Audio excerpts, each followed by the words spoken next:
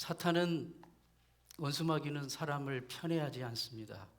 사람을 죄짓게 유혹할 때 어떤 그 겉모습 보고 가리지를 않습니다.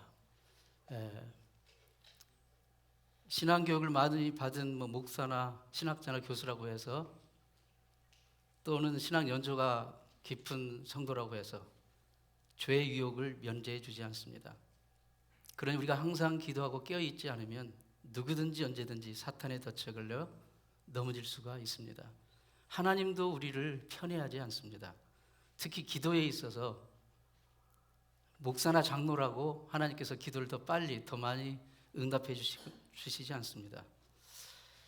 루터나 웨슬리나 피니나 D.L. 무디 같은 위대한 주의 종들이 많은 기도의 응답을 받은 것은 사실이지만 그들이 기독교적으로 유명하다고, 그들이 하나님 앞에 큰 일을 많이 행했다고 하나님께서 더 응답을 빨리 주시고 많이 주시는 것 아닙니다.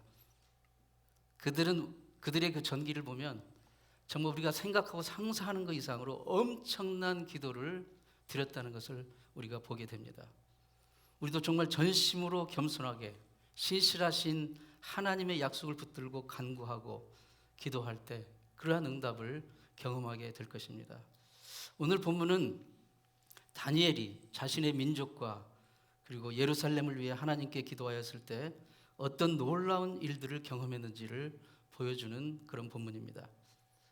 이스라엘 민족이 하나님께 범죄하고 불순종하여 멸망하고 바벨론 포로에 끌려가는 그런 비극을 겪고 있을 때 다니엘은 자기가 직접 죄를 범치는 않았지만 마치 자기가 죄를 지은 것처럼 자기 민족의 죄를 대신 회개하고 하나님께 긍휼을 구하고 기도를 하고 있는 것입니다. 주여 귀를 기울여 주소서. 주여 들으시고 눈을 열어 당신의 이름을 간직한 이 주의 성전과 예루살렘이 처한 비극을 외면하지 말아 주옵소서. 이 간구를 들으시고 우리의 죄를 용서해 주옵소서. 속히 행하시고 지체하지 마옵소서. 다니엘은 이렇게 간구하고 있습니다. 지금 이런 다니엘의 간구가 바로 오늘 우리가 해야 될 기도가 아닌가 생각이 됩니다. 이 세상을 바라볼 때 지금 이스라엘 팔레스타인에서 이루어지고 있는 처참한 상황을 바라볼 때 멀리 갈 것도 없이 우리가 살고 있는 미국을 바라볼 때 우리의 삶의 상황을 바라볼 때 우리는 이러한 기도를 드리지 않을 수가 없을 것입니다. 다니엘이 이처럼 간곡히 기도하고 있을 때 어떤 놀라운 일들이 일어났고 어떤 일을 보게 되었는지 오늘 아침에 우리가 기도할 때 우리가 무엇을 보게 되고 무엇을 발견하게 되고 무엇을 경험하게 되는지 특히 어떻게 기도할 때 하나님의 은혜를 발견하게 되는지에 대해서 묵상하며 하나님의 음성을 들을 수 있기를 원합니다. 첫째로 다니엘이 기도를 시작할 때 하나님은 벌써 응답을 하늘에서 내려주셨다는 사실입니다. 우리가 예수 이름으로 기도할 때 하나님의 보좌 천상 주변이 바빠집니다. 다니엘이 기도를 시작하자마자 하나님의 명령, 하나님의 응답이 주어졌다고 본문을 말씀하고 있고 다니엘서 오늘 본문 이 9장뿐만 아니라 10장에 있어서도 계속해서 말씀하고 있습니다. 정말 놀라운 사실입니다. 우리가 기도가 다 끝났을 때 응답이 주어진 게 아니라 기도를 시작했을 때 하늘에 계신 하나님이 이미 응답을 내려주셨다는 것입니다.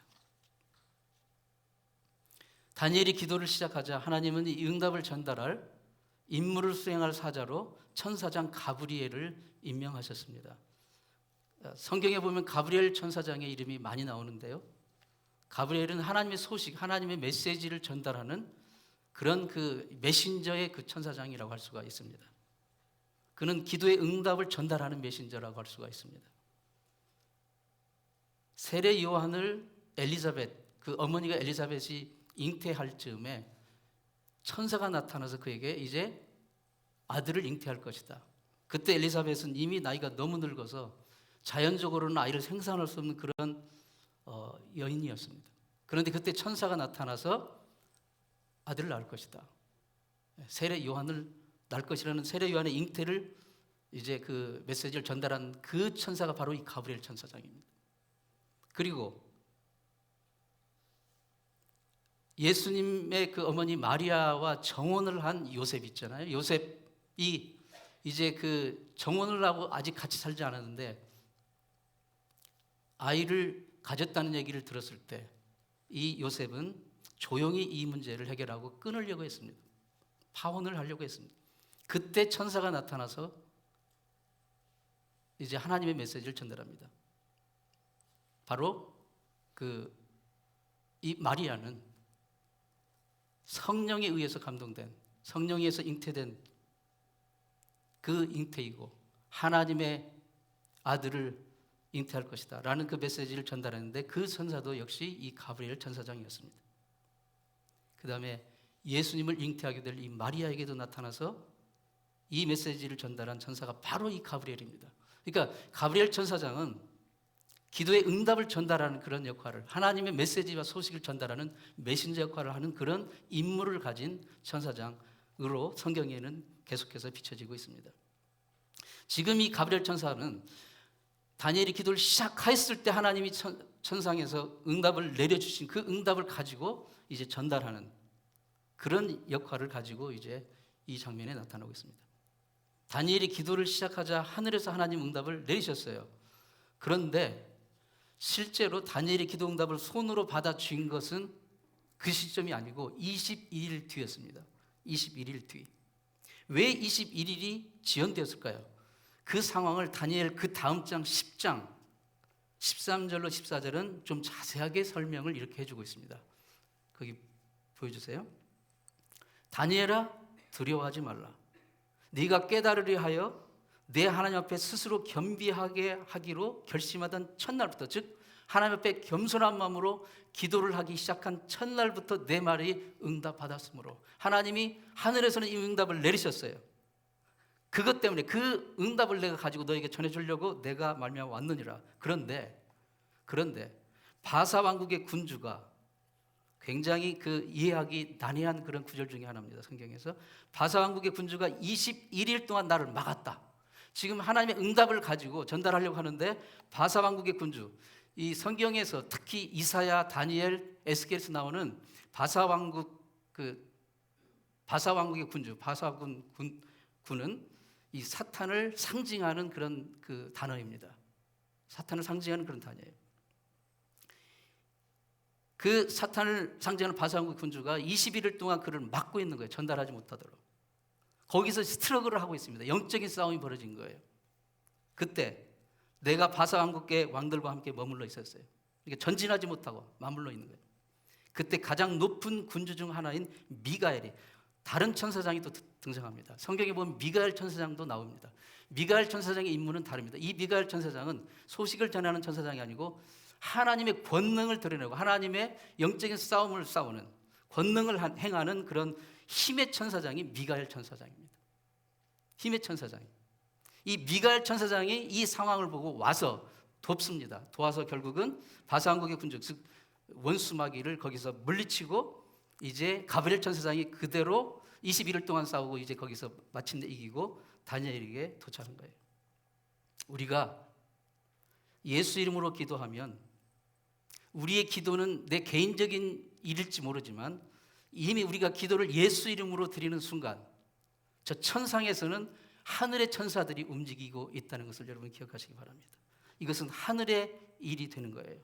하늘과 땅 사이에서 영적인 전쟁이 발생하는 겁니다. 우리는 육신의 눈으로 보지 못하지만 응답을 가져오는 천사들과 응답의 전달을 방해하는 악한 마귀, 영적인 어둠의 세력 사이에서 엄청나게 벌어지는 영적인 전쟁이 일어나요. 우리가 기도를 시작하면 하나님의 보좌를 중심으로 천상의 천사들이 분주하게 움직이는 거예요. 놀라운 사실입니다. 우리에게 기도 응답을 가져오기 위해 천사들도 부지런히 이렇게 자기 맡은 바 임무를 수행하고 있는데 기도하면서 우리는 왜 그렇게 내 기도는 더딜까? 왜 그렇게 내 기도는 응답이 늦냐? 낙심하면서 중간에 포기하는 경우가 있습니다. 그러지 말기 바랍니다. 우리가 예수 이름으로 하는 그 기도는 이미 하나님이 보좌에서 응답하시고 천사들이 그 응답을 전달하는 그 과정 가운데서 원수마귀가 수많은 방해를 합니다. 그것을 이기고 우리 손에 응답을 받아줄 때까지 우리는 인내하면서 믿음으로 기도해야 됩니다. 그래서 여기에서 이제 다니엘의 21일 기도 그런 것이 나온 거예요. 사실은 21일 동안 영적인 싸움에서 그 천상에서 이루어지고 있는데 우리가 믿음의 기도를 포기하고 중간에 접어버린다면 우리가 손을 응답을 받아주지도 못하고 끝나버리는 거죠. 그래서 우리의 기도는 우리의 하나님에 대한 믿음을 고백하는 행위입니다. 거룩한 성스러운 행동이고 영적인 전쟁이라고 할 수가 있습니다. 우리가 기도하는 것은 단지 우리 자신의 한계와 하나님의 무한계를 인정하는 것이고 우리의 무능함과 하나님의 전능함을 인정하는 것입니다. 누가 기도합니까? 내 자신의 힘이 아닌 하나님의 힘을 의지하는 자가 기도하는 거예요. 하나님은 그분의 자녀들이 기도하는 자녀들 되기 원합니다. 우리 믿음의 부모들은 우리 자녀들이 기도하는 자녀들 되기 원합니다. 기도를 우리 일상생활에 가장 중요한 루틴으로 만드는 것, 그것은 정말 복된 일입니다. 시편 127편 1절 2절 말씀에 시편 127편 1절 2절 말씀에 여호와께서 집을 세우지 아니하시면 세우는 자의 수고가 헛되며 여호와께서 성을 지키지 아니하시면 파수꾼의 깨어 있음이 헛되도다. 너희가 일찍이 일어나고 늦게 누우며 수구의 떡을 먹음이 헛되도다. 이 구절을 묵상하면서 제가 지난주에 일찍 일어나고 늦게 누운 것 같아요. 어저께도 새벽에 정말 늦게 잤습니다. 집에 보일러실이 터져가지고 홍수가 났어요. 그래가지고 일주일 동안 그 물을 막는데 저는 아무런 능력이 없으니까 정말 일찍 일어나고 늦게 되면 수고하는데 그게 다 헛되는구나. 하나님이 도우시지 않으면 안 되는구나. 하나님 우리 삶을 붙들지 않으면 우리가 무슨 일을 하든지 무슨 일로 땀 흘리려고 애를 쓰든지 그게 다 헛수고고 공허고 무의미가 되는 거예요. 우리 자신의 힘으로 우리의 삶을 온전히 붙들 수가 없습니다. 우리 자신의 힘으로 우리의 삶을 온전히 붙들 수가 없어요. 이 진리를 깨닫는 자는 기도하게 되는 것입니다. 기도하면 보이는 것이 무엇입니까? 다니엘이 기도할 때 두 번째로 지혜와 총명이 그에게 임한 것을 보게 됩니다. 지혜와 총명. 본문 22절에 천사 가브리엘이 와서 전합니다. 다니엘아, 내가 이제 너에게 지혜와 총명을 주려고 왔다. 하나님의 응답을 지금 전달하면서 뭐라고 하냐면 너에게 지혜와 총명을 주려고 왔다는 거예요. 할렐루야. 오늘 아침에 일어나는데 꿈속에 천사가 야 일어나, 내가 너에게 지혜와 총명을 주려고 왔다. 이 세상 이것보다 희소식이 어디 있습니까? 살면서 지혜와 총명이 부족함을 느낄 때가 얼마나 많이 있습니까? 하루에도 12번입니다. 야고보서 1장 5절에 너희 중에 지혜가 부족한 자가 있느냐? 모든 사람에게 후해 주시고 꾸짖지 아니하신 하나님께 구하라. 그리하면 주시리라. 믿을 수 있기 바랍니다. 다니엘이 성경에서 지혜와 명철로 따지면 둘째가라면 서러울 사람이 다니엘 아닙니까? 그런데 그 똑똑하고 그 지혜로운 다니엘이 지혜를 구하는 거예요. 지혜를. 하물며 우리는 어떻습니까? 얼마나 지혜를 구해야 되겠습니까? 기도하면 지혜와 총명을 너에게 주노라. 여러분, 다니엘의 그 출중한 지혜와 명철이 어디서 왔습니까? 그가 얼마나 엄청난 꾸준한 기도의 사람이었는지 하루에 3번씩 예루살렘을 향해서 창을 열고 하루도 거르지 않고 기도했던 사람인 것을 기억하십니까? 아까 말씀드린 대로 찰스 피니, 디엘 모디 이런 사람들이 수많은 엄청난 기도 응답을 받았는데 따지고 보면 우리가 상상할 수 없는 기도의 재단을 쌓은 거예요. 엄청난. 다니엘이 그 똑똑한 사람이 하나님께 지혜를 달라고 그 기도했어요. 하루에 3번씩. 지혜와 총명은 반드시 불굴의 기도와 나란히 같이 간다는 것을 믿을 수 있기 바랍니다. 솔로몬이 젊은 나이에 왕이 되었을 때, 솔로몬이 왕이 되었을 때 나이는 아무도 모릅니다. 그런데 성경학자들은 한 20세에서 젊게는 한 18세도 추정을 하더라고요. 그러니까 그 20세면 어떻습니까? 잘 모르죠, 아직도. 그런데 그 위대한 아버지 다윗의 뒤를 이어서 나라를 다스리려고 하니까 얼마나 부담이 됩니까? 그가 왕이 되었을 때 하나님께 구한 것은 부와 명예와 권력이 아니었어요. 그는 오로지 지혜만을 구했어요. 지혜만을 구했어요. 지혜와 명철을 구했어요. 하나님의 뜻대로 나라를 다스릴 수 있는 그 지혜를 구했던 거예요. 그 지혜를 구하기 위해서 여러분 솔로몬이 어떻게 한 줄 아십니까? 1,000번의 번제를 드렸어요. 1,000번의 번제. 여러분 번제는 구약의 레위기서나 구약에 보면 통상 번제는 황소 한 마리를 드리는 것이 번제예요. 황소 한 마리를 완전히 전소시켜서 드리는 것이 번제입니다. 네. 황소 한 마리 번제를 드리려면 얼마나 많은 시간이 소요될까요? 그 큰 짐승을 잡아서 각을 뜨고 피를 흘려가지고 제단에 뿌리고 그 다음에 그것을 정리해가지고 단 위에 설정해서 태워서 그것을 다 태울 때까지 하는 거예요. 최소한 2-3시간, 서너 시간 걸릴 겁니다. 그러면 1,000번의 번제를 드렸다고 한다면 번제를 아무리 빠른 속도로 속전속결로 드린다고 해도 하루에 3번 이상 드릴 수 있을까요? 네. 진짜 빠른 속도로 드려서 한 5번씩 드린다고 합시다. 하루에. 그래도 최소한 6개월 이상은 걸리는 거예요. 만약에 하루에 3번씩 드리면 1년 걸리는 거고요. 하루도 빠짐없이 하루에 황소 3마리, 4마리 내지는 5마리를 번제를 매일 드리면서 오직 구한 게 뭐예요? 지혜를 구한 거예요. 여러분 이런 엄청난 투자를 한 겁니다. 그 지혜를 얻기 위해서 그런 엄청난 헌신을 했어요. 그래서 하나님께 지혜를 받고 지혜뿐입니까? 덤으로 모든 부와 명예와 권력과 인류 역사상 전무후무한 지혜를 얻었어요. 아까 다니엘이 지혜의 사람이지만 성경에는 솔로몬을 탑으로 치고 있습니다. 아마 그 다음이 다니엘인지 모르겠어요. 그 총명한 다니엘이 지혜를 위해 기도했을 때 전사장 가브리엘이 하나님의 응답을 전해주면서 너에게 지혜와 총명을 준다고 말씀하는 거예요. 그 지혜와 총명을 가지고 다니엘은 무엇을 우선적으로 깨달았을까요? 다니엘은 그가 기도로 하나님께 이렇게 구할 수 있는 근거가 내가 부지런하고 열심히 있고 잘 똑똑해서가 아니라 하나님의 긍휼인, 자기가 구할 수 있는 것 이 자체가 하나님의 긍휼이고 자비라는 것, 바로 그것을 지금 깨달은 거예요. 그게 진짜 지혜인 줄 믿습니다. 18절에서 그는 이렇게 고백합니다. 우리가 주 앞에 간구하옵는 것은, 우리가 주님께 기도할 수 있는 그 근거는 우리의 공의를 의지하여 하는 것이 아니요 주의 큰 긍휼을 의지하여 함이니이다. 여러분 이것을 깨달을 수 있기 바랍니다. 우리가 기도로 하나님께 아뢰을 수 있는 근거는 우리의 은하, 우리의 공로가 아닌 하나님의 크신 긍휼하심 때문입니다. 이것을 깨닫는 것이 진정한 지혜이고 총명합니다. 세 번째로 다니엘이 기도할 때 보았던 것은 하나님이 자신을 얼마나 사랑하시고 자신이 하나님의 은총 입은 자라는 것을 보게 됩니다.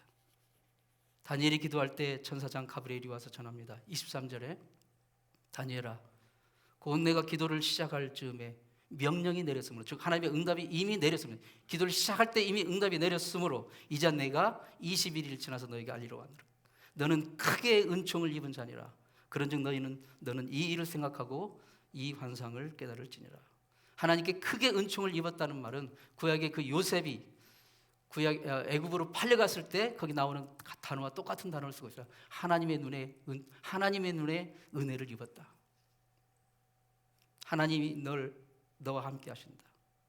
같은 표현입니다. 우리가 기도할 때 우리가 진심으로 예수 이름으로 기도할 때 하나님께 내가 은총 입은 자라는 것을 깨달을 수 있는 거예요. 기도할 때 이걸 우리가 보이게 되는 것입니다. 기도할 때 내 안에서, 내 삶 속에서 하나님의 은총을 발견하게 되는 겁니다. 이 은혜를 경험하는 거예요. 하나님의 은혜 없이는 우리는 아무것도 아닌 것을 깨달을 수 있는 것, 그게 진짜 지혜입니다. 우리가 신앙생활을 하면서 하나님의 은혜라는 말을 많이 하잖아요. 정말 은혜 충만한 성도님, 은혜 충만한 목사님, 은혜 가득한 교회, 이런 표현을 많이 하는데요. 우리 신앙생활에서 하나님의 은혜를 깨닫는 것, 하나님의 은혜를 보는 것, 이것은 너무나도 중요합니다. 그런데 이 하나님의 은혜를 볼 수 있는 것은 기도할 때 가능한 거예요. 기도할 때. 은혜는 하나님 그 기도를 통해서만 볼 수 있게 됩니다. 물론 우리가 기도하지 않아도요, 하나님은 은혜를 내려주셔요. 기도하지 않아도 햇빛과 비를 내려주십니다. 하지만 기도하지 않으면 하나님이 그 귀중한 해와 비를 내려주셔도 그게 얼마나 귀한 은혜인지 깨닫지 못하는 거예요. 당연한 걸로 여깁니다. 오늘 아침에 여러분 집에서 나오셔서 교회 오실 동안에 햇빛을 보셨죠? 빛을 보았습니다.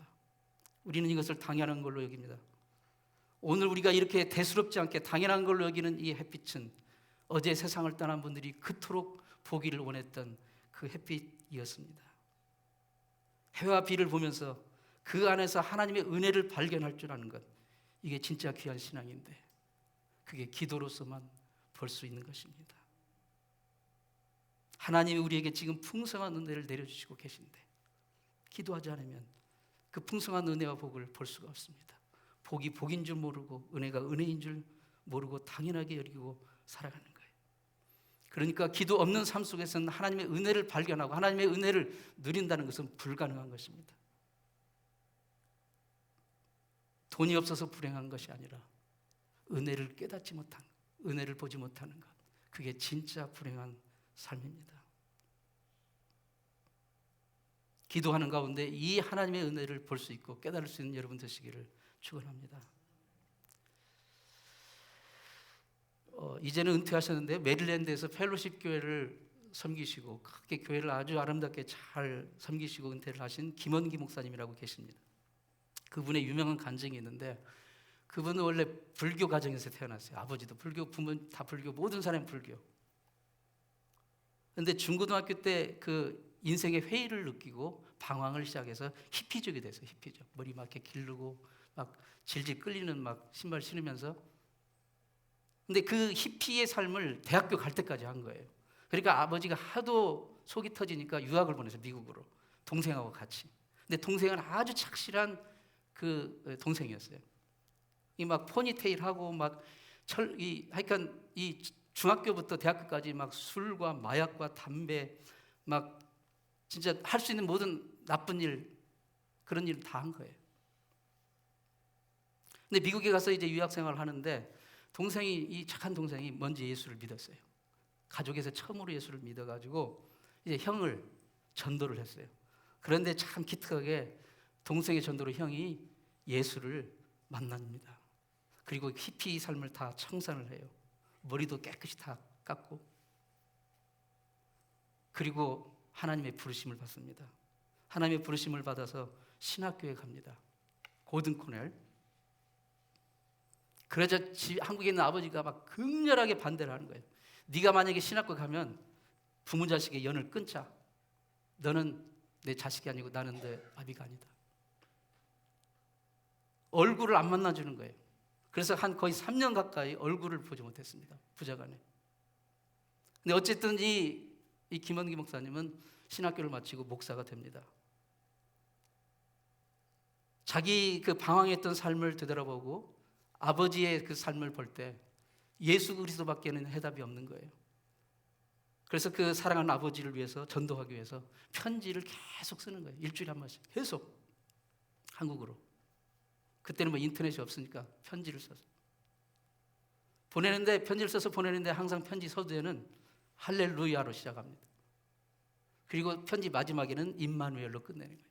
그러니까 예수님을 모르고 성경을 모르는 아버지 입장에서는 이놈 자식이 내 허락도 안 받고 이름부터 바꿨네?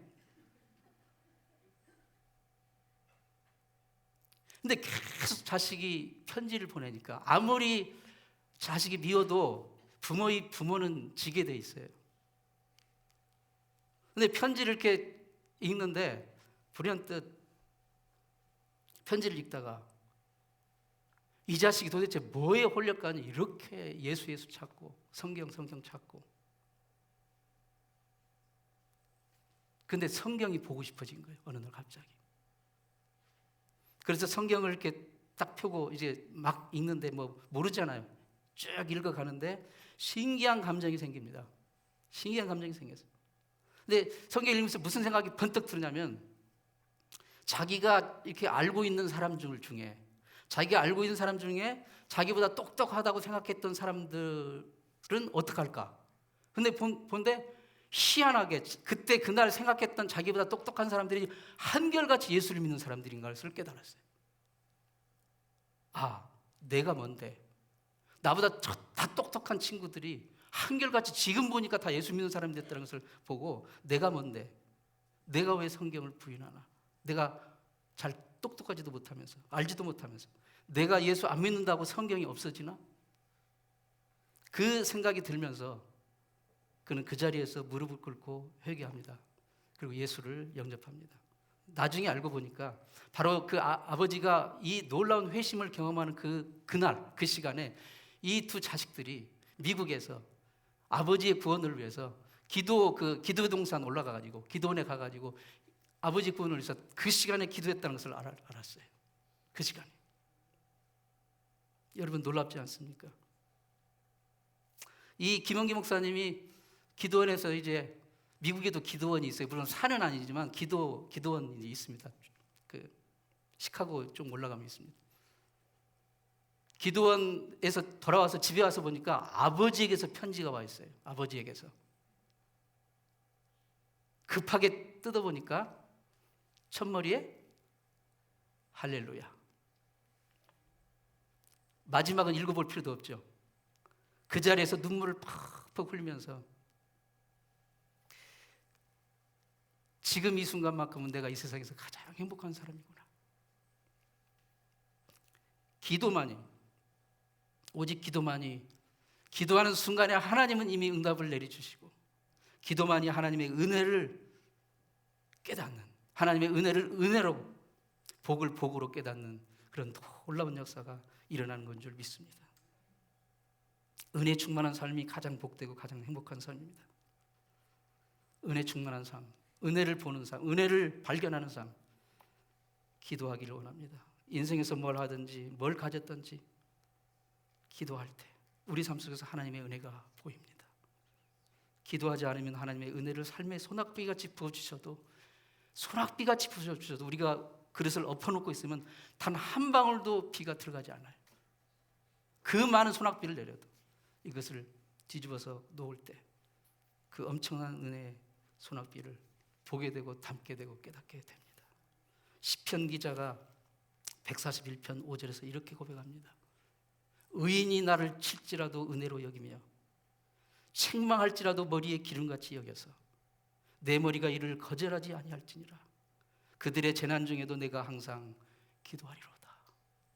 사랑하는 성도 여러분, 그 어떤 상황에서도 기도할 수 있기를 바랍니다.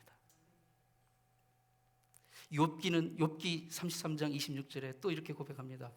그는 하나님께 기도함으로 하나님의 은혜를 베푸사 그로 말미암아 기뻐 외치며 하나님의 얼굴을 보게 하시고 사람에게 그 공의를 회복시키시니라. 기도함으로 하나님이 은혜를 베푸는 것을 보게 된 거예요. 깨닫게 된 거예요. 그리고 하나님의 얼굴을 뵙게 되는 거예요. 그로 말미암아 기뻐 외치며. 평상시 보이지 않던 은혜가 기도함으로 보이기 시작하는 그의 진정한 행복을 누리게 되기를 진심으로 축원합니다. 기도하겠습니다. 하나님 아버지, 우리는 매 순간 매일매일마다 벽에 부딪히고 좌절하고 낙심합니다. 삶의 무거운 짐이 너무 무겁습니다. 주님, 우리를 긍휼히 여겨 주옵소서. 우리의 힘으로 우리의 삶을 붙들 수가 없습니다. 그래서 주님 앞에 엎드립니다. 주님, 지혜를 주시옵소서. 총명을 주시옵소서. 주님, 주님의 간섭하심을 깨닫게 하여 주옵소서. 주님의 은혜를 볼 수 있는 눈을 열어 주시옵소서. 이렇게 기도하는 우리가 되게 도와 주시옵소서. 감사하며 예수님의 이름으로 기도합니다. 아멘.